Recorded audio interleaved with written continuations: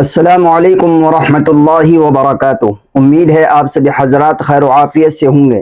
معزز ناظرین، رمضان المبارک کے مہینے میں روزہ رکھنے کے باوجود اگر کسی شخص نے جان بوجھ کر، یعنی روزہ اس کو یاد ہے، جان بوجھ کر بغیر کسی شک اور شبے کے اس نے کوئی اپنی پسندیدہ چیز کھا لی یا پھر اپنی بیوی سے صحبت کر لی، جسمانی تعلقات قائم کر لیے، اور اس کو روزہ یاد ہونا ضروری ہے، تو یاد رکھیے گا ایسے شخص کا روزہ بھی ٹوٹ جائے گا۔ وہ رمضان المبارک کے مہینے کے بعد اس روزے کی قضا بھی کرے گا اور اس کو کفارہ بھی دینا ہوگا۔ اب سوال یہ ہے کہ روزے کا کفارہ کیا ہوتا ہے؟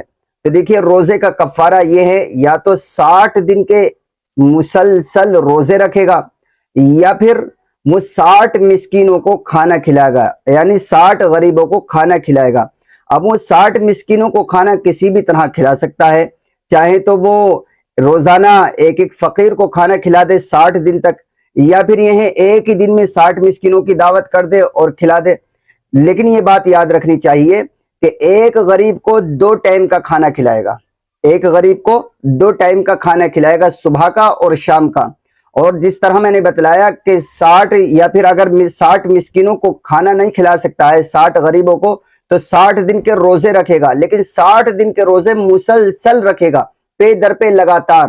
ایسا نہیں ہے کہ ایک آج رکھ لیا، ایک 4 دن کے بعد رکھ لیا، نہیں، مسلسل پے در پہ روزہ رکھے گا۔ اگر ایک دن کی بھی چھٹی ہو گئی تو پھر شروع سے اس کو 80 روزہ رکھنے پڑیں گے۔ اس لیے اس کو یاد رکھنا چاہیے۔ بعض لوگ بہت سارے غلطی اس کے اندر کرتے ہیں کہ وہ جان بوجھ کر روزہ توڑ دیتے ہیں اور اپنی من پسند چیز کھا لیتے ہیں، یا جان بوجھ کر روزہ یاد بھی ہوتا ہے اور اس حالت میں وہ اپنی بیوی سے جمع کر لیتے ہیں۔ اگر کوئی اس طرح کرے گا تو اس پر روزے کی قضا بھی ہوگی اور روزے کا کفارہ بھی اس کو دینا پڑے گا، اور کفارہ کیا ہے وہ میں نے آپ کو بتلا دیا ہے۔